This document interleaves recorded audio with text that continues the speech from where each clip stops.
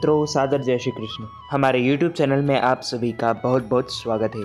मैं हूं आपके साथ विशाल शास्त्री। आज मैं आपको वट सावित्री की कथा सुनाने जा रहा हूं। हिंदू पंचांग के अनुसार ज्येष्ठ मास की अमावस्या तिथि को वट सावित्री व्रत पड़ता है। आज सुहागिन महिलाएं पति की लंबी आयु के और अच्छे स्वास्थ्य के लिए बरगद के पेड़ की पूजा करती हैं। इसके साथ ही वट वृक्ष में कामना करती हैं पति के साथ साथ संतान सुखी रहे। आज के दिन बरगद के पेड़ की विधिवत पूजा करने के साथ व्रत कथा सुनना शुभ होता है। प्रसिद्ध तत्वज्ञानी अश्वपति भद्र देश के राजा थे। उनको संतान सुख नहीं प्राप्त था। इसके लिए उन्होंने 18 वर्ष तक कठोर तपस्या की, जिसके उपरांत सावित्री देवी ने कन्या प्राप्ति का वरदान दिया। इस वजह से जन्म लेने के बाद कन्या का नाम सावित्री रखा गया। कन्या बड़ी होकर बहुत ही रूपवान हुई। योग्य वर न मिलने की वजह से राजा दुखी रहते थे। राजा ने कन्या को खुद वर खोजने के लिए भेजा। जंगल में उसकी मुलाकात सत्यवान से हुई। द्युमत्सेन के पुत्र को सत्यवान को पति रूप में स्वीकार कर लिया। इस घटना की जानकारी के बाद ऋषि नारद जी ने अश्वपति से सत्यवान की अल्पायु के बारे में बताया। माता पिता ने बहुत समझाया, परंतु सावित्री अपने धर्म से नहीं डिगी, जिनके जिद के आगे राजा को झुकना पड़ा। सावित्री और सत्यवान का विवाह हो गया। सत्यवान बड़े गुणवान, धर्मात्मा और बलवान थे। वे अपने माता पिता का पूरा ख्याल रखते थे। सावित्री राजमहल छोड़कर जंगल की कुटिया में आ गई।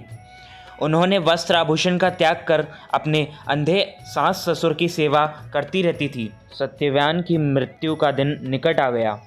नारद ने सावित्री को पहले ही सत्यवान की मृत्यु के दिन के बारे में बता दिया था।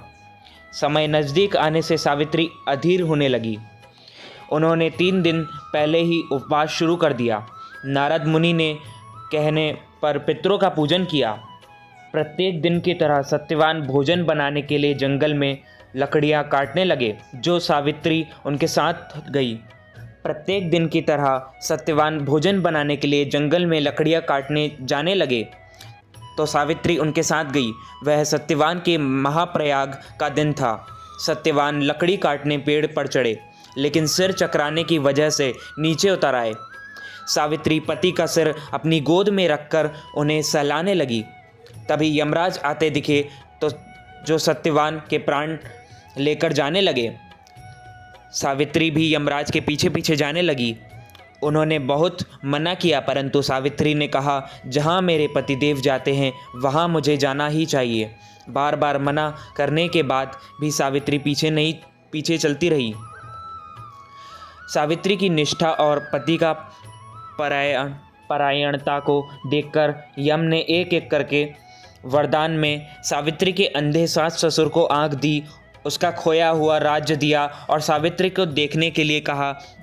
वह लौटे कैसे? सावित्री के प्राण तो यमराज लिए जा रहे थे। यमराज ने फिर कहा कि सत्यवान को छोड़कर चाहे जो मांगना चाहे मांग सकती हो। इस पर सावित्री ने 100 संतानों और सौभाग्यवती का वरदान मांगा। यम ने बिना विचारे प्रसन्न होकर तथास्तु बोल दिया। वचनबद्ध यमराज आगे बढ़ने लगे। सावित्री ने कहा कि प्रभु, मैं एक पतिव्रता पत्नी हूँ, पुत्रवती होने का आशीर्वाद दिया है। यह सुनकर यमराज को सत्यवान के प्राण छोड़ने पड़े। सावित्री उसी वट वृक्ष के पास आ गई जहाँ उसके पति का मृत शरीर पड़ा था। सत्यवान जीवित हो गए। माता पिता को दिव्य ज्योति प्राप्त हो गई और उनका राज्य भी वापस मिल गया। इस प्रकार सावित्री सत्यवान चिरकाल तक राज्य सुख भोगते रहे।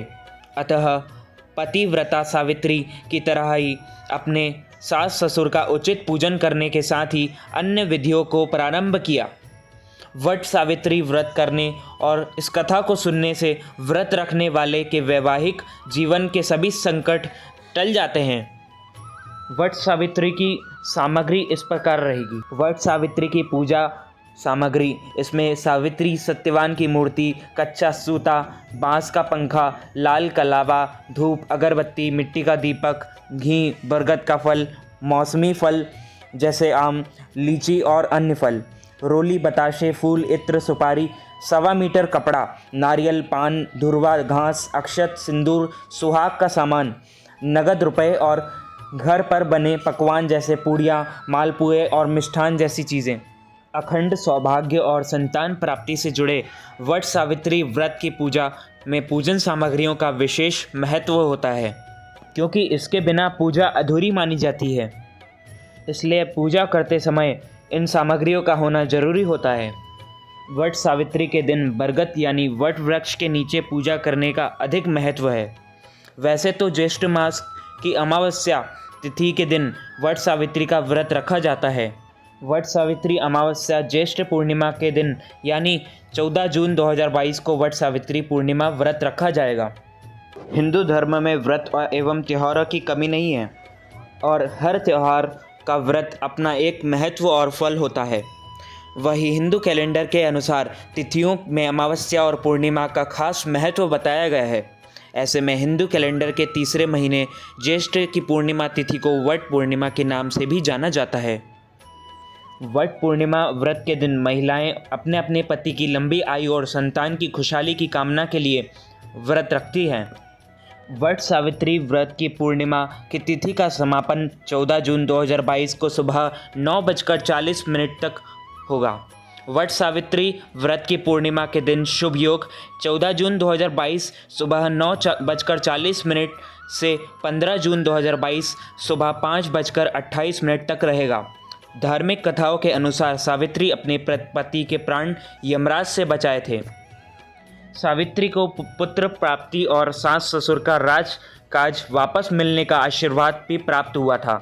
इसलिए सुहागिन महिलाएं अपने पति की लंबी आयु की कामना और संतान प्राप्ति के लिए यह व्रत करती हैं। इसमें 16 श्रृंगार का भी बहुत महत्व है। तांबे के लोटे में पानी, पूजा के लिए सिंदूर और लाल रंग का वस्त्र पूजा में बिछाने के लिए अवश्य रखिए। तो मित्रों, हमारे इस ज्ञानवर्धक वीडियो को अधिक से अधिक लोगों तक शेयर कीजिएगा, लाइक कीजिएगा, कमेंट कीजिएगा। कमेंट में जय श्री कृष्ण अवश्य लिखिएगा। तो मैं मिलता हूं आपको किसी नई वीडियो के साथ। तब तक के लिए सादर जय श्री कृष्ण, सादर धन्यवाद।